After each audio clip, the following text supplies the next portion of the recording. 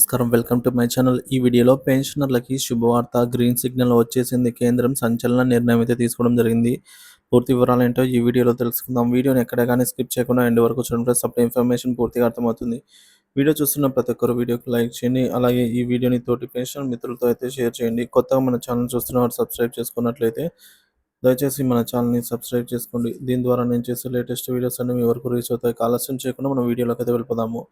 Friends, ఇక విషయానికి వచ్చినట్లయితే ఈపీఎస్ 95 పెన్షన్ అండి. సుదీర్ఘకాలంగా ఈపీఎఫ్ఓ అలాగే ఈపీఎస్ 95 స్కీమ్ పెన్షన్దారులకు డిమాండ్ ఊరట కలిగించేందుకు కేంద్ర ప్రభుత్వం అడుగులు వేస్తోందా అంటే అవుననే సమాధానం వినిపిస్తోంది. ఎందుకంటే ఇటీవల ఈపీఎస్ 95 పెన్షన్దారుల డిమాండ్లను పరిశీలిస్తున్నట్టు కేంద్ర ఆర్థిక శాఖ మంత్రి నిర్మలా సీతారామన్ గారైతే ఈ మేరకు హామీని అందించారు. అయితే హయ్యర్ పెన్షన్ విషయంలో సానుకూలమైన నిర్ణయం తీసుకునే అవకాశం ఉందని కూడా కేంద్ర ప్రభుత్వ అధికార వర్గాలు చెప్తున్నాయి. ఇప్పటికే హయ్యర్ పెన్షన్‌కు సంబంధించినటువంటి సుప్రీంకోర్టు కూడా తీర్పు అందించింది.